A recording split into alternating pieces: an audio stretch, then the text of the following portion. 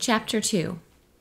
Randy left the house in time to see Missouri wedge herself under the wheel of the Henry's Model A Ford, an antique so certified with a Q tag issued by the state, but kept in perfect running order by Malachi's mechanical ingenuity. "I haven't finished, but I gotta go now," she said. "Mrs. McGovern, she holds the clock on me. I'll be back tomorrow." The Model A, listing to port with Missouri's weight, bounced down the pebbled driveway. Randy got into his new Bonneville. It was a sweet car, a compromise between a sports job and a hardtop. Long, low, very fast, and a lot of fun, even though its high-compression engine drank premium fuel in quantity. At 11, approaching Orlando on Route 50, he turned on the radio for news. Turkey had appealed to the UN for an investigation of border penetrations by Syria. Syria charged Israel with planning a preventative war.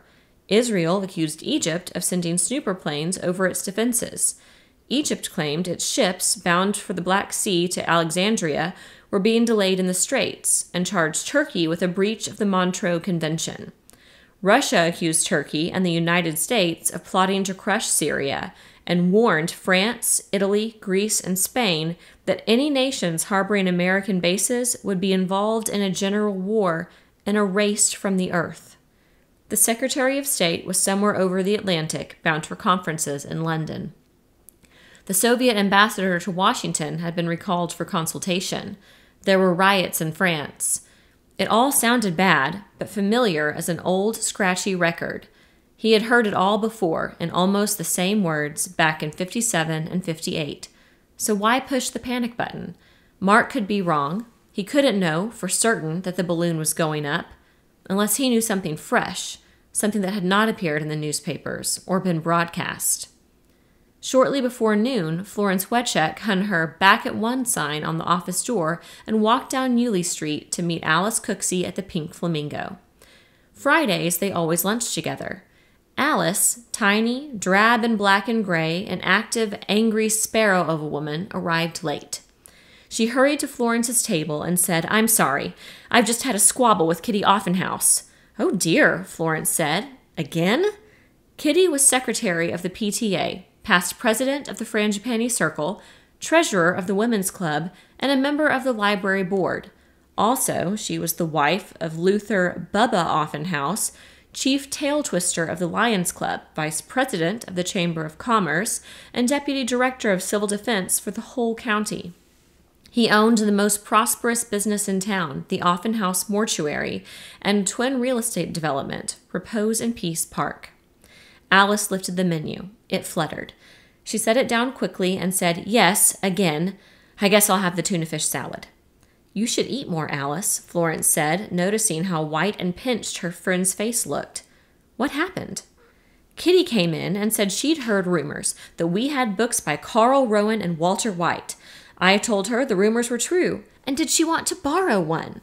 "What'd she say?" Florence put down her fork, no longer interested in her chicken patty. "Said they were subversive and anti-South. She's a daughter of the Confederacy, and ordered me to take them off the shelves. I told her that as long as I was librarian, they would stay there. She said she was going to bring it before the board and, if necessary, take it up with Porky Logan. He's on the investigating committee in Tallahassee." "Alice, you're going to lose your job!" Kitty Offenhouse was the most influential person in Fort Repose, with the exception of Edgar Quisenberry, who owned and ran the bank. "I don't think so. I told her that if anything like that happened, I'd call the St. Petersburg Times and the Tampa Tribune and Miami Herald, and they'd send reporters and photographers. I said, 'Kitty, can't you see your picture on the front page and the headline, Undertaker's Wife Cremates Books?'" This was the most fascinating news Florence had heard in weeks. What happened then? Nothing at all. If I may borrow an expression from one of my younger readers, she left in an 8-cylinder huff. "You wouldn't really call the papers, would you?" Alice spoke carefully, understanding fully that everything would soon be repeated. "I certainly would, but I don't think I'll have to. You see, publicity would hurt Bubba's business. 1/3 of Bubba's customers are Negroes, and another third Yankees who come down here to live on their pensions and stay to die." She lifted her bright, fiercely blue eyes and added, as if repeating one of the commandments, "Censorship, and thought control can exist only in secrecy and darkness. And that was all? That was all. Florence tried her salad. What have you been doing, Florence? Florence could think of no adventure or any news culled from the wire that could compete with telling off Kitty Offenhouse, except her experience with Randy Bragg.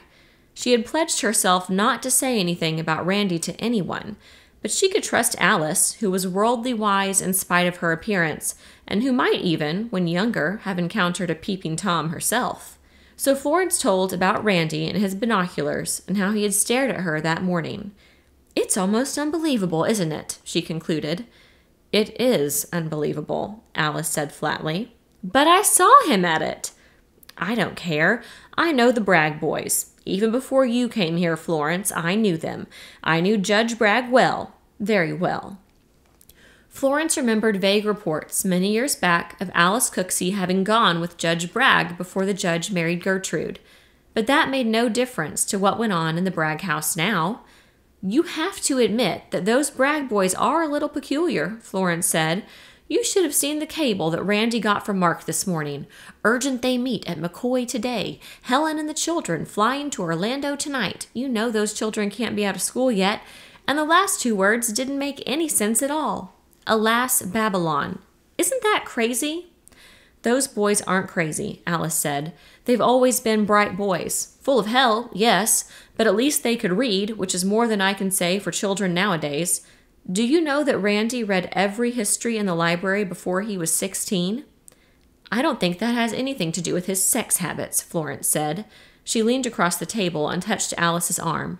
"Alice, come out to my house tonight for the weekend. I want you to see for yourself." "I can't. I keep the library open Saturdays. That's my only chance to get the young ones. Evenings and Sundays, they're paralyzed by TV. "I'm open on Saturday mornings, too, so we can drive in together. I'll pick you up when you're through tomorrow evening. It'll be a change for you, out in the country, away from that stuffy room." Alice hesitated. It would be nice to visit with Florence, but she hated to accept favors she couldn't repay. She said, "Well, we'll see." When Alice returned to the library, 3 old-timers, too old for shuffleboard or the lawn bowlers club, were bent over the periodical table. Like mummies, she thought, partially unwrapped. One of the mummies leaned slowly over until his nose fell into the fold of Cosmopolitan. Alice walked over to the table and made certain he still breathed. She let him nap on, smiled at the other 2, and darted into the reference room, with its towering, top-heavy stacks. From the first stack, Religious and Spiritual Works in Steady Demand, she brought down the King James Bible. She believed she would find the words in Revelation, and she did. She read 2 verses, lips moving, words murmuring in her throat.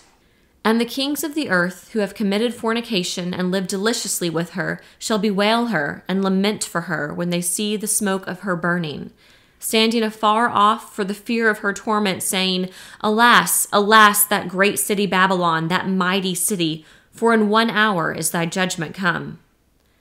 Alice put the Bible back on its shelf and walked, head down, to her cracked oak desk, like a schoolmarm's desk on a dais in the main hallway. She sat there, staring at the green blotter, at the antiquated pen and the glass inkwell, at the wooden file filled with readers' cards, at the stack of publishers' spring lists. Alone of all the people in Fort Repose, Alice Cooksey knew Mark Bragg well enough and had absorbed sufficient knowledge of the world's illnesses through the printed word to understand that the books she had ordered from those spring lists might never be delivered. She had small fear of death, and of man none at all, but the formlessness of what was to come overwhelmed her. She always associated Babylon with New York, and she wished now that she lived on Manhattan, where one could die in a bright millisecond without suffering, without risking the indignity of panic. She picked up the telephone and called Florence. She would come out for the weekend, or even longer, if Florence was agreeable. When she set down the phone, Alice felt steadier. If it came soon, she would have a friendly hand to hold. She would not be alone. The air police sergeant at McCoy's main gate questioned Randy and then allowed him to call Lieutenant Colonel Paul Hart, a squadron commander and friend of Mark's. Hart had been to Fort Repose to fish for bass, first as Mark's guest and later, on several occasions, as a friend of Randy's, so he was something more than an acquaintance. Randy said he had a wire from Mark to meet him at noon, and Hart said he whistled through here yesterday. Didn't expect him back so soon. Anyway, drive to base ops. We'll go out on the line and meet him together. Let me talk to the air police. I'll clear you through. Driving through the base, Randy sensed a change since his last visit the year before. Physically, McCoy looked the same. It felt different.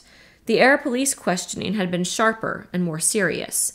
That wasn't the difference. He realized something was missing, and then he had it.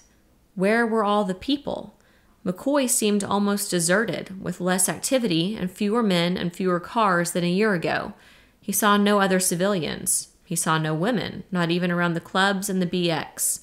The most congested area on the base was the steps and lawn in front of the alert barracks opposite wing headquarters, where standby crewmen, rigid and stiff in their pressure suits, talked and smoked. Trucks, tailgates down, were back to the curb. Drivers slouched over their wheels as if they had been there a long time. He drove onto base operations and parked close to the flight line fence. Last year, he had seen B-47s, tankers, and fat transports stretching their wings tip to tip the length of the lines, miles. Now their numbers had dwindled. He counted fewer than 20 B-47s and guessed that the wing was in Africa or Spain or England on 90-day foreign duty. But this could not be so, because Paul Hart, winner of bombing and navigation trophies, a select crew aircraft commander, would have led the flight. Hart, a stocky, bandy-legged man with a punched-in nose and a fighter's chin, had an easy grin, met him just at the door of operations. "Hi, Randy," he said. "Just check the board. Mark will touch down in 8 minutes. How's the fishing?" "It's been lousy." He looked up at the windsock. "But it'll get better if this high sticks around and the wind holds from the east." "What's he flying?" "He's not flying anything. He's riding soft and plush in a C-135. That's a transport version of our new jet tanker, with a lot of Offutt brass. Other brass, that is. I hear he gets his star soon. Only promotion I'll ever get is to a B-58. "Penalty for being a hot pilot," Randy said. "What's going on around here? Looks like a ghost town. You boys shutting up shop?" "You haven't heard anything about SAC's interim dispersal?" "Vaguely, yes, on some of the commentaries." "Well, we're not shouting about it. We try to keep half the wing off this base because where we're standing right now is a primary target. We farm out our planes to fighter fields and Navy fields and even commercial airports. And we try to keep 10% of the wing airborne at all times. And if you look down there in front of the jumbo hangar, you'll see 4 standby 47s, bombed up and ready to go. Damn expensive way to run an Air Force." Randy looked. They were there, wings drooping, with full tanks bound to the earth by slender umbilical cords, the starter cables. "I didn't mean the planes so much as the people," Randy said. "Where is everybody?" "Oh, that." Hart frowned, as if deciding how much could be said and what words to use. "The papers know about it, but they aren't printing it," he said finally. "And the people around Orlando must know about it by now, so it can't be any great secret. We've been on sort of a modified alert for 4 or 5 weeks. Maybe I should call it a creeping evacuation. We've cleared the area of all civilian and non-essential personnel, and we're encouraging everybody to move their families out of the blast zone. You see, Randy, we can't expect 3 to 6 hours warning anymore. If we're lucky, we might get 15 minutes. Randy nodded. He noticed long red missiles slung under the wings of the standby B-47s. He recognized them from the newspaper photographs as the Rascal, an air-to-ground H-bomb carrier. "Is that red baby much help?" he asked. "That red baby," Hart said, "is what we call the crew saver. The Ruskies are no dopes. They'll try to stop us with missiles air-to-air and ground-to-air, beam riders, heat seekers, sound finders, and, for all I know, smellers. It'll be no milk run, but with the Rascal, and some other gadgets, we don't have to ride ourselves off as a kamikaze corps. We won't have to penetrate their inner defense zones. We can lay off target and let that red baby fly. It knows where to go. You know what?" "What?" Paul Hart's smile had vanished, and he looked older, and when he spoke, it was gravely. "When the whistle blows, I'll have a better chance if I'm in my aircraft, headed for target, than if I'm sitting at home with my feet propped up, drinking a scotch, and Martha rubbing the kinks out of my neck. And our little place on the lake is 5 miles from here. So I'm a man of peace. I wish Martha and the kids lived in Fort Repose. Randy heard the low whine of jet engines at fractional power and saw a cigar-shaped C-135 line up with the runway in its swoop downward. Presently, it wheeled to a taxi strip and banked in front of operations. A flag, 3 white stars on a blue field, popped out of the cockpit, indicating that a lieutenant general was on board, and alerting McCoy to provide the courtesies due such rank. The 3-star general was first down the ramp, his pink-cheeked aide scurrying about his heels like an anxious puppy. Mark was last off. Randy waved and caught his eye, and Mark waved back, but did not smile. Coming down the ramp and across the concrete, knees bare in tropical uniform, Mark looked like a slightly larger edition of Randy, an inch taller, a shade broader. At 30 feet, they looked like twins, with the same jet hair, white teeth behind mobile lips, quizzical eyes, and set deep, the rakish walk and swing of shoulders, cleft in chin, and emphatic nose with a bony bump on the bridge. At 3 feet, fine, deep lines showed around Mark's eyes and mouth. Gray appeared in his black thicket, his jaw thrust out an extra half-inch, and his face was leaner. At 3 feet, they were entirely different, and it was apparent Mark was the older, harder, and probably wiser man. Mark put one hand on Hart's shoulder and the other on Randy's and walked them toward the building. "Paul," he told Hart, "you better get with General Haycock. He's hungry, and when he gets hungry, he gets fierce. How about helping his aide dig up some transport and get him over to the O Club? We're only here to gas up. Takeoff is in 50 minutes. Hart looked up and saw the 3 blue Air Force sedans swing up the driveway. "There's the general's transport right there," he said, and then realizing that Mark had tactfully implied he wanted to be alone with his brother, added, "But I'll go to the O Club and get this mess officer on the ball." He shook hands and said, "See you, Mark, next time around." "Sure," Mark said. He turned to Randy. "Where's your car? I've got a lot to say and not much time to say it. We can talk in the car, but first let's get some candy or something inside Ops. We didn't load any flight lunches at Ramey." The front seat of the Bonneville was like a sunny, comfortable private office. Randy asked the essential question first. "What time do Helen and the children get in?" Mark brought out a notebook out of his hip pocket. 3:30 tomorrow morning local time at Orlando Municipal. Carmody, he's the wing manager at Ramey, has a friend in the eastern office in San Juan. He ramrodded it through for me. The plane leaves Omaha at 7:10 tonight. One change in Chicago. Isn't that a little rough on Helen and the kids? They can sleep all the way from Chicago to Orlando. It'll be just as tough on you meeting them. The important thing is I got the reservation. This time of year, it took some doing. "What's the great rush?" Randy demanded. "What the hell's going on?" "Contain yourself, son," Mark said. "I'm going to give you a complete briefing." "Have you told Helen yet?" "I sent her a cable from San Juan. Just told her I'd made reservations for tonight. She'll understand."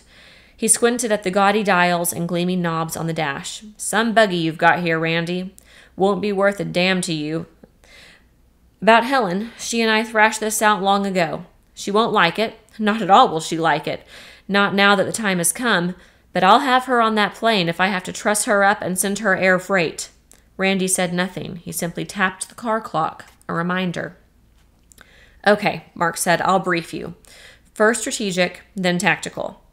He pushed a peanut butter cracker into his mouth, found his pen, and began to sketch in his notebook. He drew a rough map, the Mediterranean.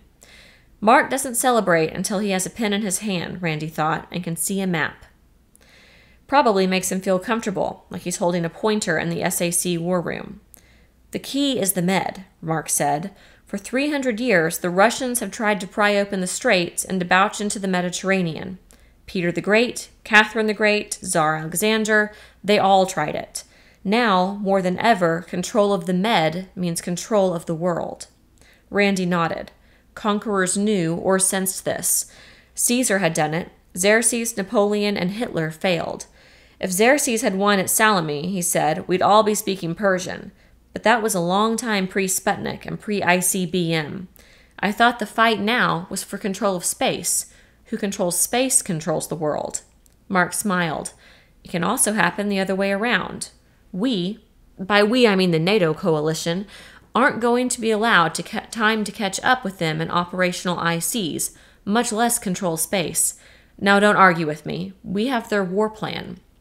Randy took a deep breath and sat up straight. For the first time, Russia has bridgeheads in the Mediterranean. Here, here, and here. Mark drew ovals on the map. They have a fleet in the Med as powerful as ours when you match their submarine strength against our carriers. They have Turkey ringed on 3 sides, and if they could upset the Turkish government and force capitulation of the Bosporus and the Dardanelles, they would have won the war without fighting. The Med would be theirs, Africa cut off from Europe, NATO outflanked on the south, and one by one, all our allies, except England, would fall into their laps or declare themselves neutral. SAC's bases in Africa and Spain would be untenable and melt away. NATO would fold up, and the IR sites we're planning would never be finished. That was their gambit in 57, wasn't it? Randy asked. You have a good memory, Randy, and that's a good simile. The Russians are great chess players. They rarely make the same mistake twice. Now, today, they're making moves. It's the same gambit, but with a tremendous difference. In 57, when it looked like they were going to make another Korea out of Turkey, we warned the Kremlin that there'd be no sanctuary inside Russia. They took a look at the board and resigned the game. Then in 58, after the Iraq king was assassinated, we grabbed the initiative and landed Marines in Lebanon.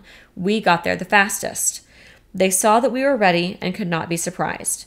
They were caught off balance and didn't dare move. This time, it's different. They're ready to go through with it because the odds have changed. How can you know this? Remember reading about the Russian general who came over in Berlin, an air general, shrewd character, human being. He brought us their war plan in his head. This time, they're not resigning the game. They'd still like to win the war without a war, but if we make any military countermove, we're going to receive it. For a moment, they were both silent. On the other side of the flight line fence, 3 ground crewmen were throwing a baseball. 2 were pitching, an older sergeant, built like Yogi Berra, catching. The plate was a yellow parachute pack. The ball whirred and plopped sharply into mitt. That tall boy has a lot of stuff, Randy said. Again, he felt he moved in the miasma of a dream. Something was wrong. Either Mark shouldn't be talking like this, or those airmen shouldn't be throwing a baseball out there in the warm sunlight.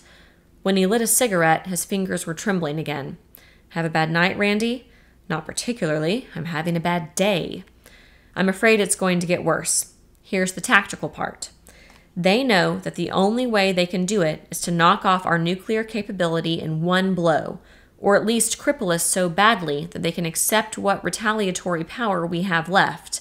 They don't mind losing 10 or 20 million people so long as they sweep the board, because people, per se, are only pawns, expendable. So their plan, it was no surprise to us, calls for a TOT on a worldwide scale. You get it? Sure, time on target. You don't fire everything at the same instant. You shoot it so it all arrives on target at the same instant. Mark glanced at his watch and then looked up at the big jet transport, still loading fuel through 4 hoses from the underground tanks. That's right. It won't be 0 hour. It'll be 0 minute. They'll use no planes in the first wave, only missiles. They plan to kill every base and missile site in Europe and Africa and the UK with their T2 and T3 IRs. They plan to kill every base on this continent and in the Pacific with their ICs, plus missiles launched from subs. Then they use the SUSAC, that's what we call their strategic air force, to mop up. Can they get away with it? 3 years ago they couldn't. 3 years hence, when we have our own ICBM batteries in place, and a big fleet of missile-toting subs and Nike Zeus and some other stuff perfected, they couldn't. But right now we're in what we call the gap. Theoretically, they figure they can do it. I'm pretty sure they can't. We may have some surprises for them, but that's not the point. Point is, if they think they can get away with it, then we have lost. I don't understand. LeMay says the only way a general can win a modern war is to not fight one. Our whole raison d'etre was a deterrent force. When you don't deter them any longer, you lose. I think we lost some time ago because the last 5 Sputniks have been reconnaissance satellites. They've been mapping us with infrared and transistor television, measuring us for the Sunday punch. Randy felt angry. He felt cheated. Why hasn't everybody been told about this? Mark shrugged.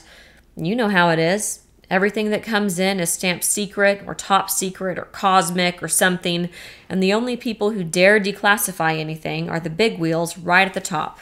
And the people at the top hold conferences, and somebody says, now let's not be hasty, let's not alarm the public.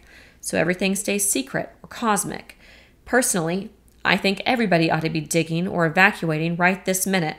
Maybe if the other side knew we were digging, if they knew that we knew, they wouldn't try to get away with it. You really think it's that close? Randy said. Why? 2 reasons. First, when I left Puerto Rico this morning, Navy was trying to track 3 skunks, unidentified submarines, in the Caribbean and 1 in the Gulf.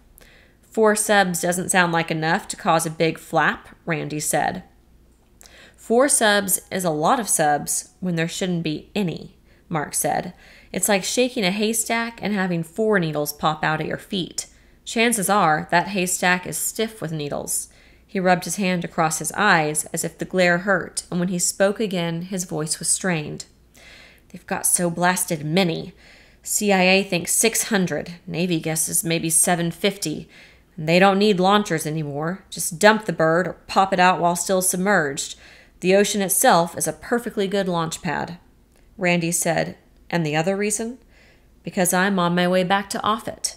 We flew down yesterday on a pretty important job. Figure out a way to disperse the wing on Ramey.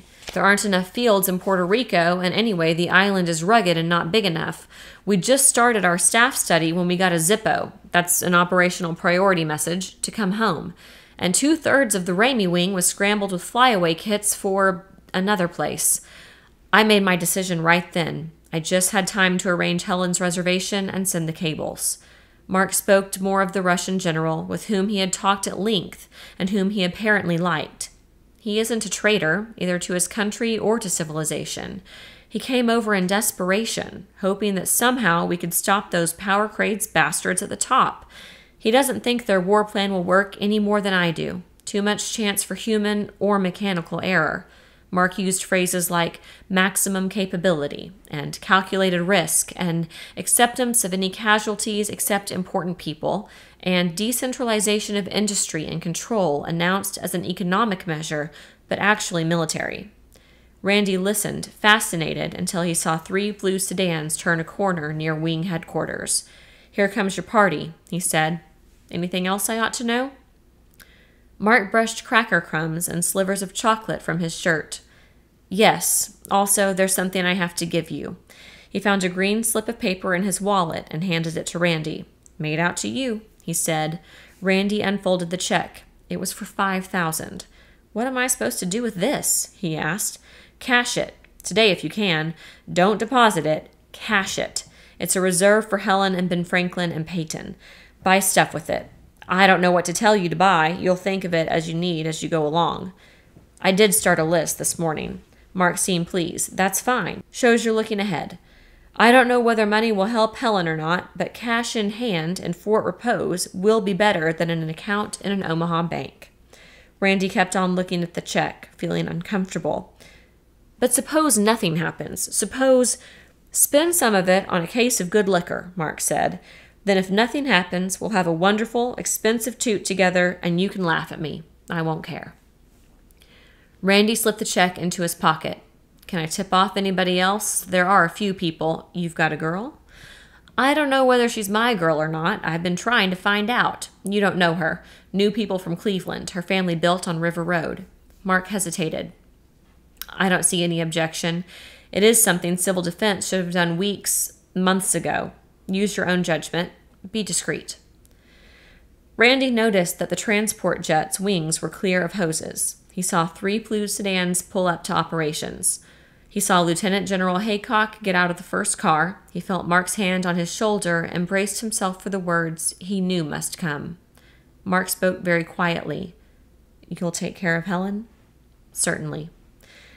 I won't say be a good father to the children. They love you and they think you're swell, and you couldn't be anything but a good father to them.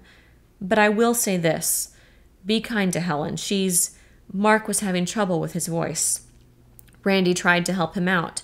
She's a wonderful, beautiful gal, and you don't have to worry. Anyway, don't sound so final. You're not dead yet. She's more, Mark said. She's my right arm. We've been married 14 years, and about half of that time I've been up in the air or out of the country, and I've never once worried about Helen. And she never had to worry about me. In 14 years, I never slept with another woman. I never even kissed another woman, not really. Not even when I had the duty in Tokyo or Manila or Hong Kong, and she was half a world away. She was all the woman I ever needed. She was like this. Back when I was a captain and we were moving from rented apartment to rented apartment every year or so, I got a terrific offer from Boeing. She knew what I wanted. I didn't have to tell her. She said, I want you to stay in SAC. I think you should. I think you ought to be a general, and you're going to be a general. There's an old saying that anyone can make colonel on his own, but it takes a wife to make a general. I guess there wasn't quite time enough, but had there been, she would have had her star. Randy saw Lieutenant General Haycock walk from the operations building towards the plane. It's time, Mark, he said. They got out of the car and walked quickly toward the gate, and Mark swung an arm around Randy's shoulders. What I mean is, she has tremendous energy and courage. If you let her, she'll give you the same kind of loyalty she gave me. Let her, Randy. She's all woman, and that's what she's made for. Stop worrying, Randy said. He didn't quite understand, and he didn't know what else to say. Haycock's aide fidgeted at the end of the ramp. Everybody's in, Colonel, he said. The general was looking for you at lunch. The general wondered what happened to you. He was most anxious. I'll see the general as soon as we're airborne, Mark said sharply. The aide retreated 2 steps up the ramp, then waited stubbornly. They shook hands. Mark said, better try to catch a nap this evening. I will. When I get home, shall I call Helen and tell her you're on the way? No, not much use. This aircraft cruises at 5:50. By the time you get back to Fort Repose, we'll be west of the Mississippi. He glanced down at his bare knees. Looks like I'll have to change into a real uniform on the aircraft. I'd looked awfully funny in Omaha. So long, Mark. Without raising his head, Mark said, Goodbye, Randy, turned away, and climbed up the ramp. Randy walked away from the transport, got into his car, and drove slowly through the base. At the main gate, he surrendered his visitor's pass. He turned into a lonely lane outside of the base, near the village of Pine Castle, and stopped the car in a spot shielded by cabbage palms. When he was sure no one watched and no car approached from either direction, he leaned his head on the wheel. He swallowed a sob and closed his eyes to forbid the tears. He heard wind rustle the palms, the chirp of cardinals in the brush. He became aware that the clock on the dash, blurred, was staring at him. The clock said he had just time to make the bank before closing. If he pushed hard, and he had luck getting back through the Orlando traffic. He started the engine, backed out of the lane onto the highway, and let the car run. He knew that he should not have spared time for tears, and he would not, ever again.